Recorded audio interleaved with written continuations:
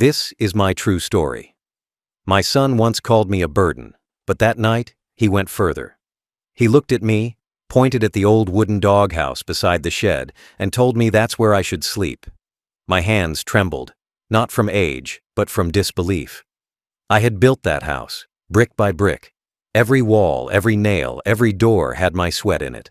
And now, I was being asked to leave it like a stray. You won't believe what I did next. Before I tell you, tell me where you're watching from and subscribe so more people hear my story. That night, I didn't sleep. I sat on the edge of the bed that I once shared with his mother before she passed, staring at the wall, listening to the faint sound of laughter coming from the other side of the house. He was telling the story of what he had said to me, turning my humiliation into entertainment. Every laugh from that living room felt like a nail in my chest. I looked around the room and saw the photographs I had kept. All the birthdays, the school graduations, the family dinners where he used to look up to me. Now those eyes had turned cold, distant, proud of breaking the man who made him. I wanted to stand up and shout, but the air inside the room felt heavy, thick with shame. I could feel my age not in my bones, but in the way silence settled on me. I remembered the first time I held him as a child. He had been so small, his entire hand fitting inside my palm. I remembered the nights when I worked double shifts just so he could have a proper education, when I skipped meals so he could eat better. Every sacrifice was made without a second thought. But that night, all those years of love were replaced by one word: burden. It echoed in my head until it stopped sounding like English and became a curse.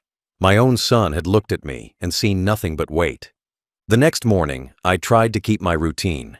I swept the porch, watered the small patch of flowers by the fence, and sat on the same old chair with my cup of tea. He walked past me without a word, phone in hand, car keys jingling like a taunt. I thought maybe he would feel guilt when he saw me sitting there, still quiet, still patient. But guilt never came. He just smirked, as if my silence was weakness. I learned something that morning. Once pride infects a man, it blinds him. He doesn't see the roof, the walls, or the hands that built them. He only sees himself as the center. For days, I lived in that silence, pretending not to hear his wife's whispers, not to notice the way they avoided my presence at the table. My meals were smaller, my space shorter, my name no longer spoken. I felt like a ghost wandering through the house I had created. Even the family dog looked at me with more kindness than they did. When the sun went down, I sat near the window, watching shadows move across the yard. The doghouse stood there, dark and empty. It had been built years ago, for a pet long gone. But now it stood as a symbol, a mockery of what I had become in their eyes. Sometimes at night, I would walk outside and stand beside it. The air was cold, the grass wet beneath my slippers. I would touch the roof of that small wooden box and remember when my hands could build anything. Now they only shook. I wasn't afraid of death, but I was afraid of living like this, forgotten, mocked, waiting for permission to breathe. Every insult he threw made my silence thicker, stronger. My shame began to change its shape. It was no longer pain, it was fuel. By the end of the week, I stopped feeling hurt. I started thinking about everything I had signed, every name printed on every piece of paper, every title, every key. They thought age had made me weak, but they had forgotten age also brings patience, and patience brings power. I knew where everything was: the safe, the files, the documents that tied every inch of that land to my name. My son laughed because he thought ownership meant presence. But the law doesn't care about laughter, it cares about ink, and my ink still ruled this place. That night, when they went to sleep, I sat again at my desk and stared at the drawer where I kept the keys. The same keys I had handed him when he turned 21, saying, "You're a man now." I had meant it with pride then. Now I looked at them with something colder. I didn't want revenge yet. I only wanted peace. But peace doesn't come from being silent under humiliation. It comes from walking away from the noise completely. The dog barked softly that night, as if sensing what I was thinking. The moonlight fell across the old tools I used to build that doghouse, still rusting in the corner. My reflection in the glass showed a man older than I felt, but not as weak as they believed. The world outside was quiet, and in that quiet I began to plan, not in anger, but in clarity. For the next few nights, I barely spoke. I ate what they gave me, I sat where I was told, and I stayed quiet when they laughed. It wasn't fear anymore. It was observation. I watched the way my son walked around the house like he was already the master. He had started calling it his home, telling his friends that the land had always been under his name. I stayed silent, because silence is a better teacher than shouting. But every time I heard him brag, I could feel the years of my labor turning to dust in my memory. All those hours I had worked in the factory, all the money I had saved, every time I skipped something small for myself so he could have something big. It all began to feel like a mistake I could never undo. I didn't regret being a father. I regretted not teaching him gratitude.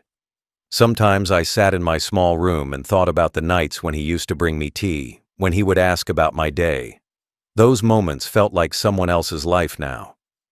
The boy I raised was gone.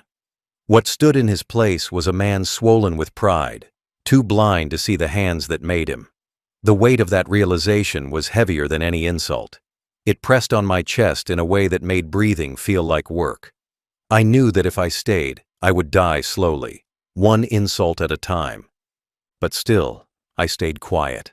I needed him to believe I was broken. I needed his arrogance to grow unchecked so he wouldn't see what was coming. He had his wife whispering in his ear now, filling him with more poison.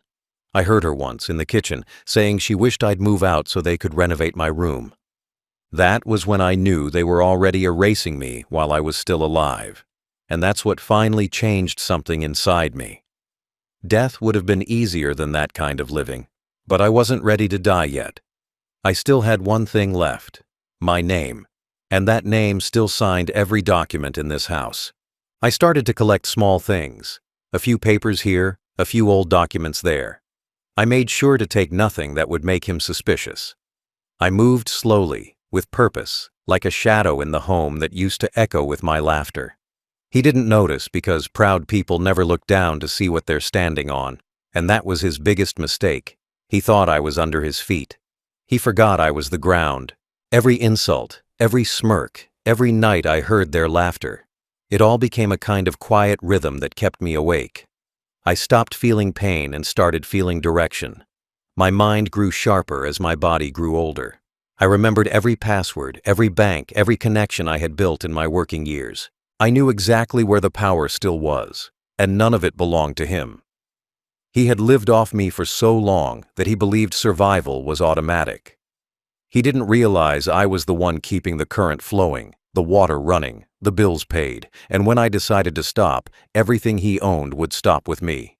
I began to test small things. I skipped one payment. He didn't notice. I turned off one old account. He didn't ask. I closed one safety deposit. Not a word. Pride had blinded him completely. He thought the world spun because he commanded it, not because I was still holding it steady behind him. And I knew then that when I finally let go, he would fall faster than he could scream. The nights became colder, but my thoughts clearer.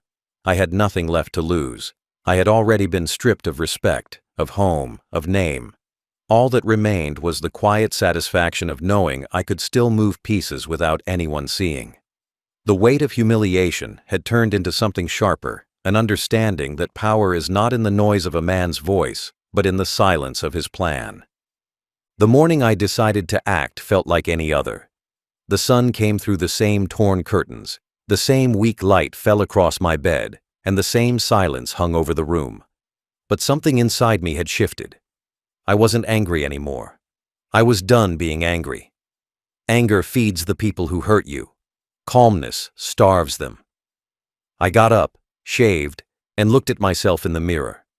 My hands trembled a little, but not from fear. They trembled because I was steadying myself for something final. I had spent my life fixing broken things. This time, I would fix myself by leaving everything broken behind. I began my day as usual, so no one would notice. I watered the plants, swept the porch, and nodded when my son passed by. He didn't even look at me. He had grown used to my silence. To him, I had become furniture. something that existed but no longer mattered. That suited me fine.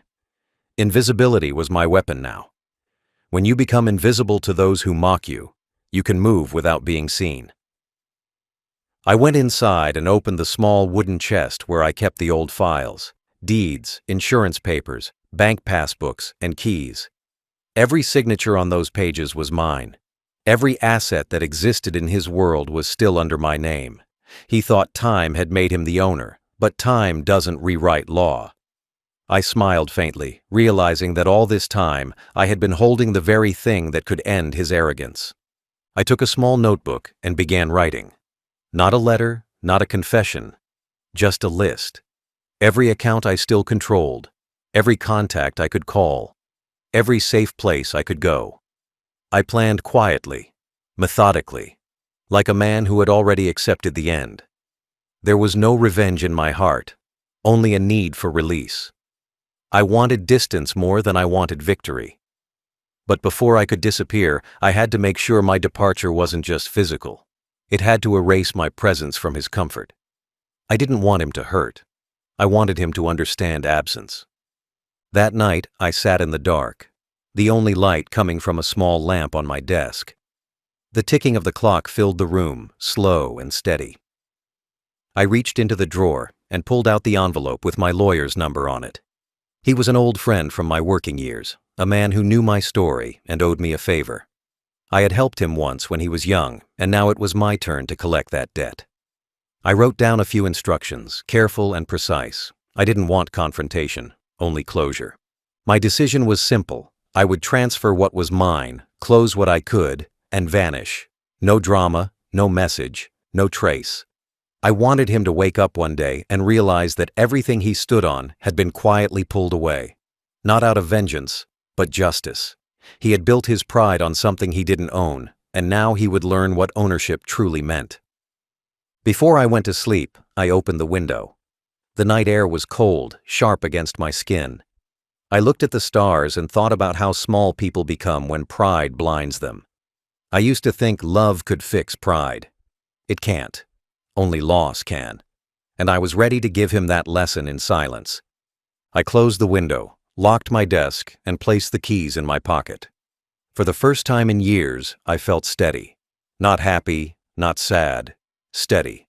Like a man who had finally remembered who he was before the insults, before the years, before the humiliation. I lay down and closed my eyes, not to rest, but to wait for morning. Tomorrow I would no longer be his burden. Tomorrow I would become his ghost. The next morning, I woke before sunrise. The air was cold, the kind that burns your throat when you breathe too deep. I dressed quietly, careful not to wake anyone, and folded my old jacket over my arm. I had worn that jacket to every important moment of my life. My first job, my wedding, my wife's funeral. Now it would see me through one last duty. I walked to the kitchen and made tea, slow and silent, watching the steam rise. Every movement felt heavier than usual, not from doubt, but from finality. I was doing what should have been done long ago. I was taking back my peace. I left before my son came downstairs. The road was empty, the sky gray, and the world looked washed out, as if it too was tired of pretending. I walked to the bus stop and waited, clutching the envelope with my documents close to my chest. The bus came late, rumbling like an old engine gasping for air. I sat in the last seat and stared out the window as the house I built grew smaller in the distance. I didn't feel sadness, only release. The kind that comes when you stop bleeding for people who no longer care if you live or die. The lawyer's office was on the other side of town, in an old brick building that smelled like dust and history. When I stepped inside, the young receptionist looked at me as if I didn't belong. Maybe I didn't, but I had papers that said otherwise. When I met the lawyer, his eyes widened with recognition. We had aged differently. He had grown richer, I had grown quieter. But respect still flickered in his eyes. I told him what I wanted in plain words. No story, no emotion, just instructions. I wanted every property, every account, every insurance, and every savings tied to my name moved out of reach. Not to my son, not to his wife, to no one. Closed, dissolved, ended. The lawyer asked if I was sure. I nodded once. He tried to say something about family, but I stopped him. There was nothing left to save. Family ends the moment respect dies. Everything after that is noise. He understood. He didn't ask more. He just took out the papers, one after another, and placed them before me. I signed each one slowly, letting the sound of the pen scratching on paper mark the end of years of silence. When the last signature was done, he slid the files into his folder and said quietly that he would process them by noon. I thanked him and stood up. My knees hurt, my back ached, but I felt lighter than I had in years. It's strange how power returns the moment you stop waiting for people to give it to you. I walked out of that building with no property, no wealth, no plan, but with freedom that couldn't be bought. Outside, I sat on a bench and looked at the city moving like it always had.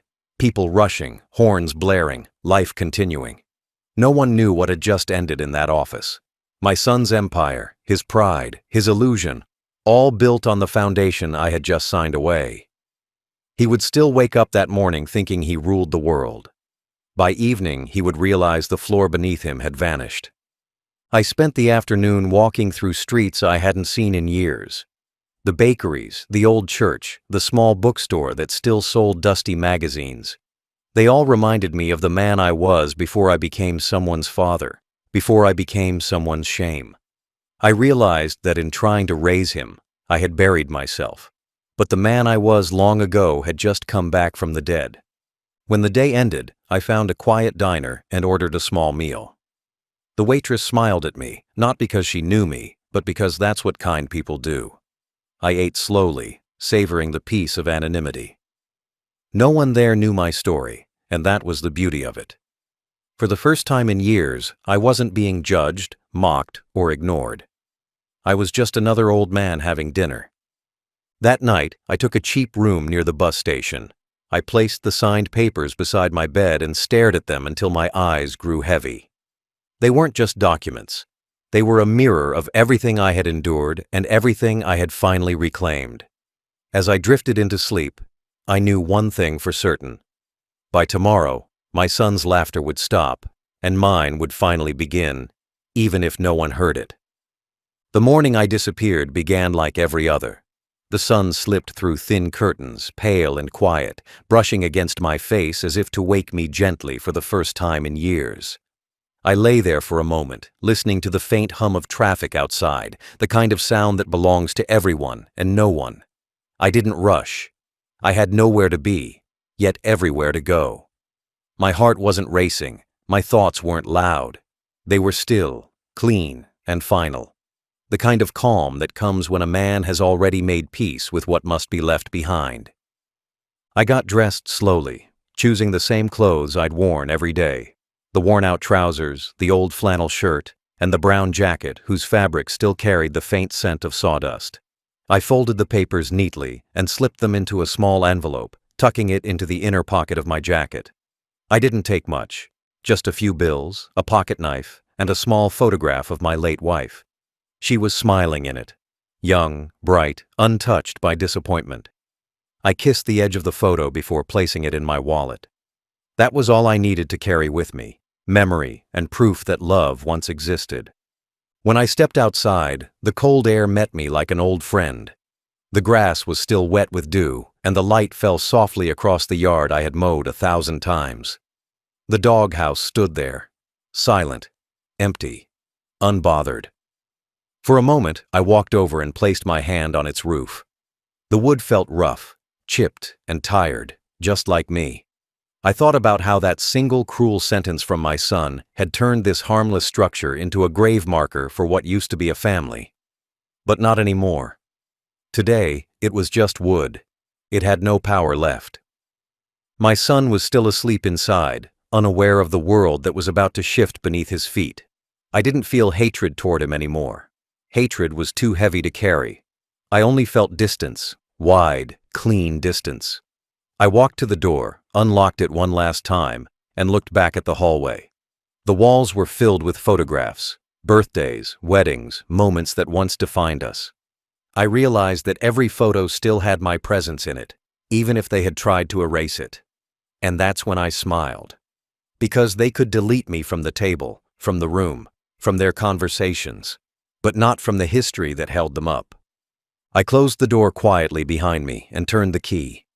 The sound of that lock clicking felt like a prayer. I left the key under the mat, though part of me wanted to keep it. But some doors aren't worth owning anymore. Some homes stop being homes long before you leave them. I walked down the path to the gate, my steps light, my chest open. For the first time in years, I wasn't thinking about who would notice me or what would be said. I was free from the noise of proving anything. At the gate, I paused and looked back one last time. The house looked smaller than I remembered, almost fragile. I thought of my son inside, still dreaming, still proud, still blind to the truth. By noon, his pride would meet silence. The banks would call, the lawyer would deliver papers, the locks would shift, his empire would dissolve before lunch. But he would never see me again. That was the point. My revenge wasn't in taking anything, it was in removing myself so completely that he would spend years wondering where I went and why he never saw it coming. The bus arrived right on time. I climbed aboard and sat by the window. The seat was cracked, the cushion thin, but it was the softest place I'd rested in years. As the engine roared and the house faded into the distance, I whispered something under my breath. It wasn't a prayer, it was a promise to never go back. The road stretched out ahead, empty and endless, and I realized that sometimes peace isn't about forgiveness, it's about absence. And as the bus carried me away, the world finally stopped feeling heavy. By noon, the silence I had left behind began to make noise.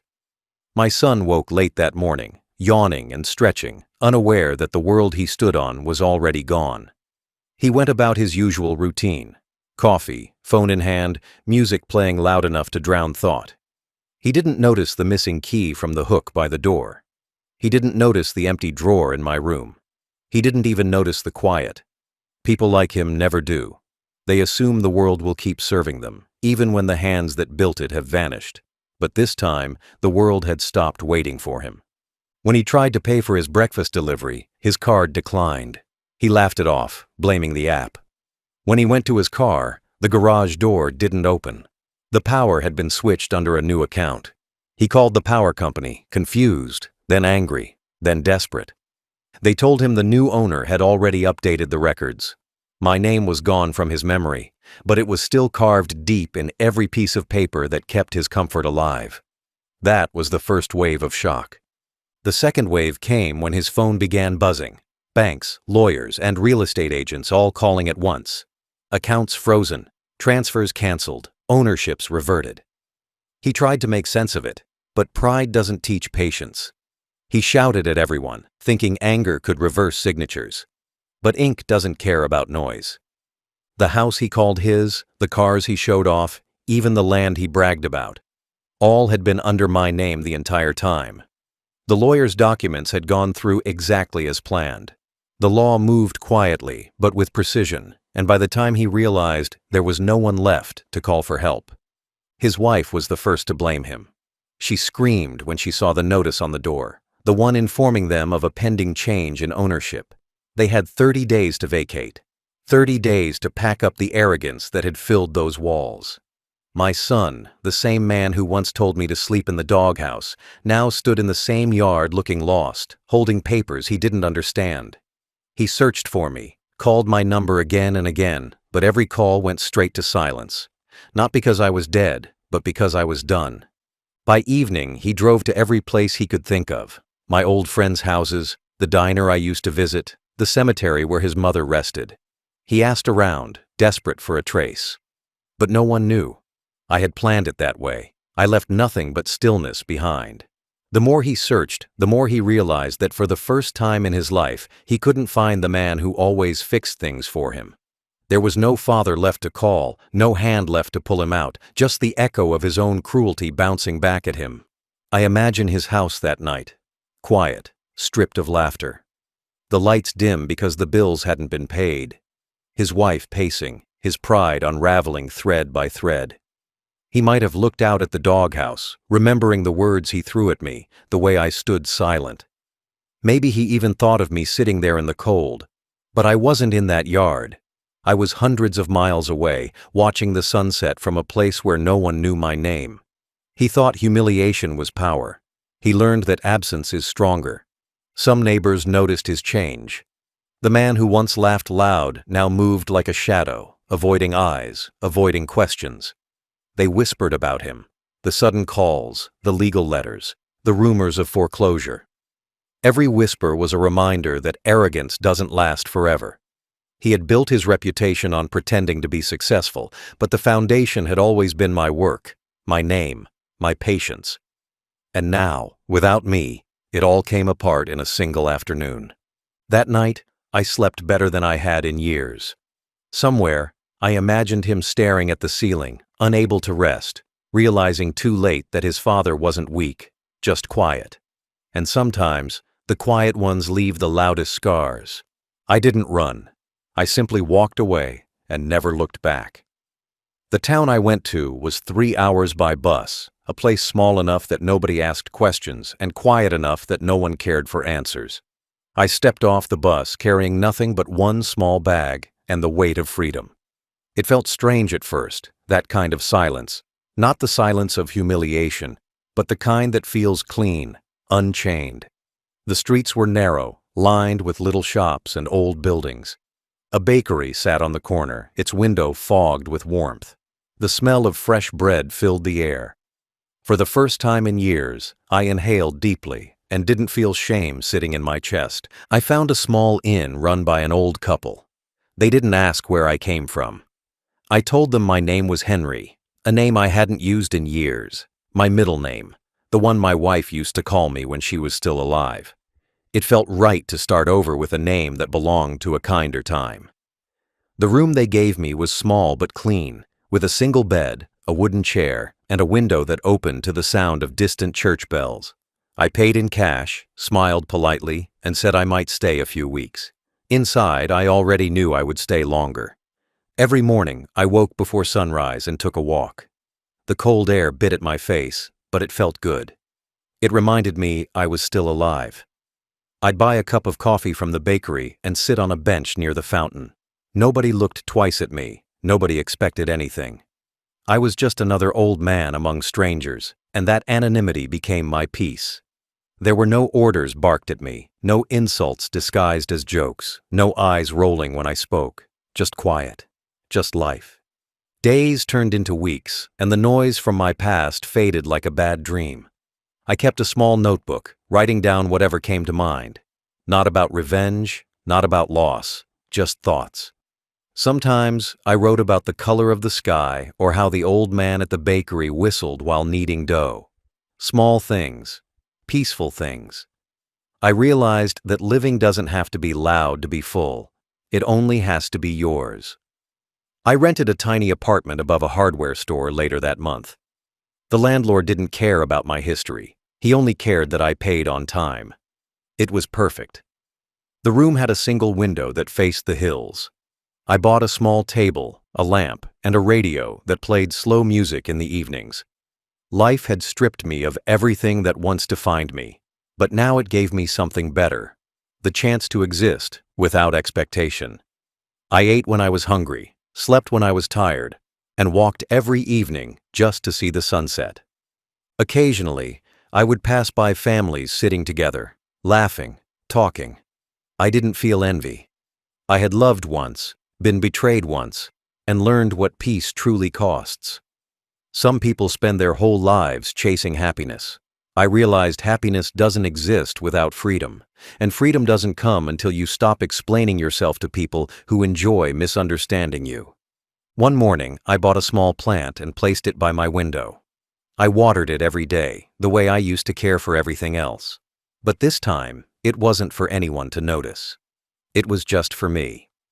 I didn't check the news, didn't answer any calls, didn't wonder what was happening back at the old house. I knew my son was probably searching, maybe trying to track me down, maybe realizing too late that the man he mocked was the one who kept his world together. But that was no longer my concern. The world I built for him had already fallen, and the world I built for myself had just begun. I ended each night sitting by that window, watching the faint glow of streetlights below. The air carried a kind of stillness I hadn't felt since youth. No voices, no orders, no shame. Just a quiet man with a second life. The sound of freedom isn't loud. It's the sound of your own breath when no one's trying to take it from you. Back home, silence had taken my place. But it wasn't the silence of peace. It was the kind that unsettles. The kind that makes walls feel closer and air feel heavier. My son woke up each day expecting things to return to normal, expecting the universe to fix itself the way I had always done behind the scenes. But days turned into weeks, and nothing fixed itself. He tried calling the banks again, tried visiting offices, tried shouting at clerks who couldn't help him. Every answer he received was the same. "We're sorry, sir, the accounts are closed." He grew angrier, then quieter, then angrier again. People like him never knew how to live without someone holding their world together. Neighbors began to notice the change. The man who once bragged about owning the biggest house on the street now sat on the porch, disheveled, staring into space. He had stopped shaving, stopped smiling, stopped pretending. Word spread fast in small neighborhoods. They whispered about what had happened.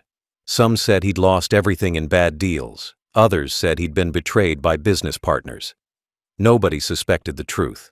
Nobody knew the betrayal had come from silence, not greed. The same silence he once mocked had undone him. His wife grew bitter, her voice sharp, her patience gone. I imagine their dinners became battlegrounds. Blame moves faster than love when comfort disappears.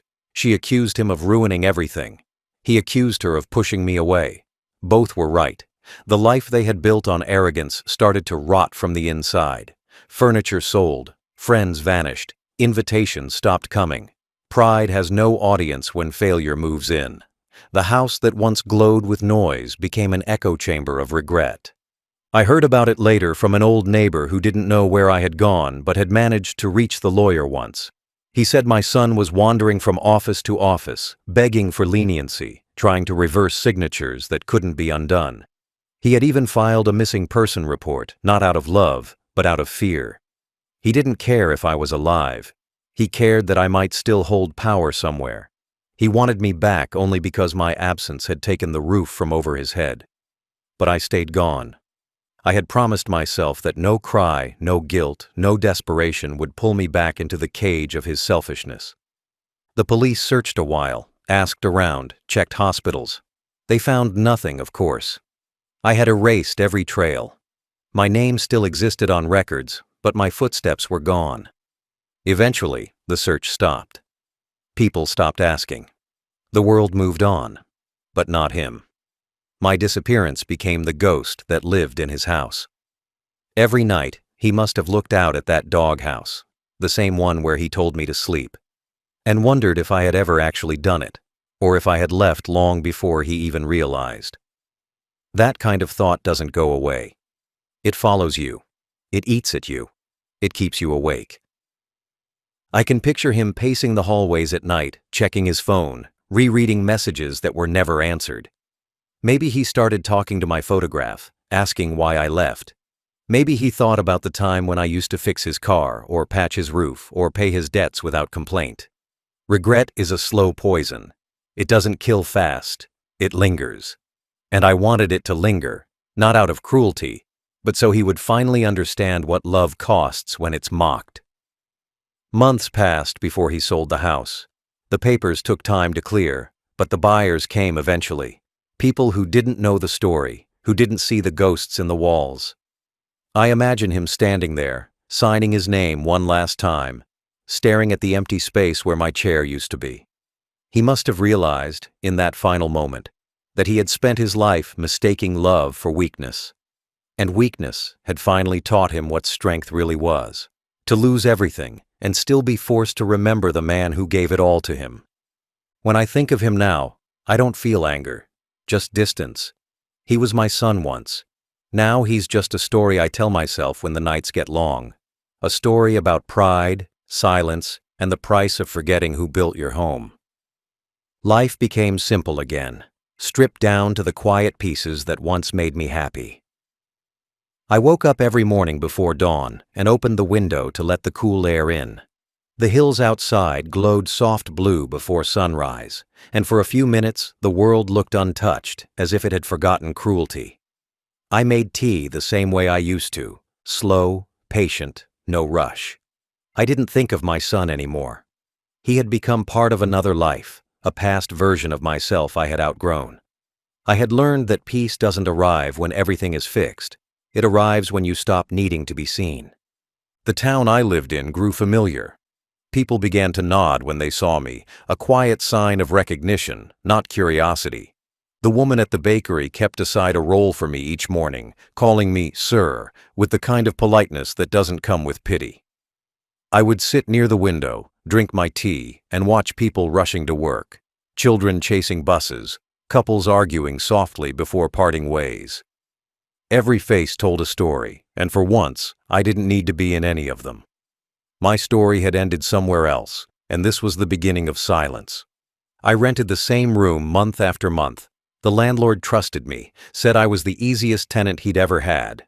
I paid early, cleaned after myself, and kept to my corner of the world. My possessions could fit into a single suitcase now, and that simplicity felt like wealth. When you lose everything that weighs you down, even a cup of tea feels like a treasure. I spent afternoons reading newspapers, not for the news, but for the feeling of staying connected to the living. I stopped marking days. I no longer waited for anything. Some nights I walked down to the river that ran past the edge of town. The water moved slow, its surface silver under the moonlight. I would sit on the rocks and listen, to frogs, to the wind, to the kind of silence only nature understands. In that stillness, I thought of my wife. She would have loved this town, the quiet market, the smell of rain, the way people left you alone but always greeted you kindly. I sometimes whispered to her, telling her I was fine, that I had finally found the peace she used to ask me to seek.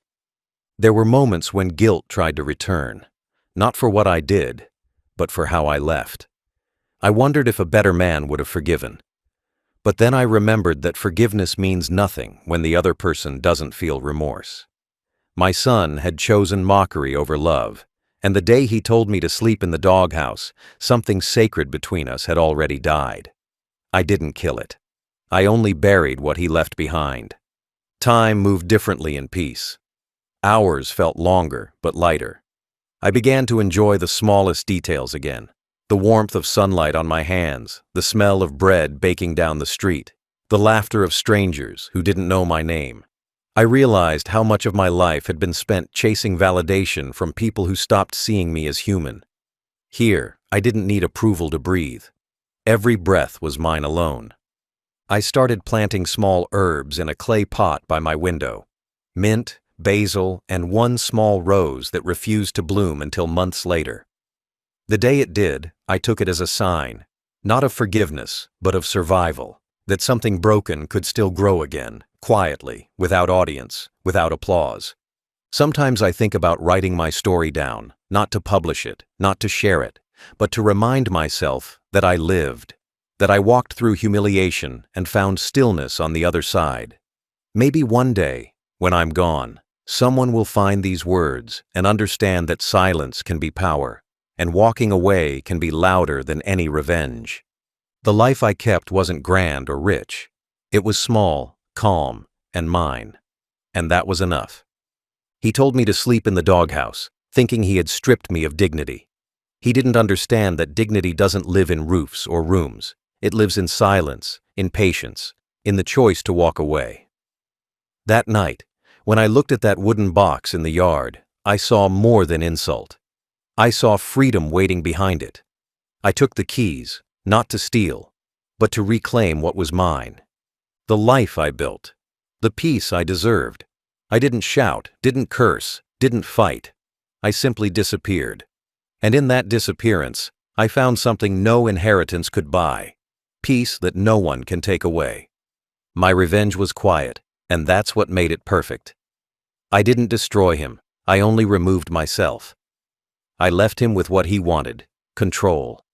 And he learned that control without respect turns to dust. He looked at the house, the accounts, the pride, and realized all of it meant nothing when the man who made it all possible was gone.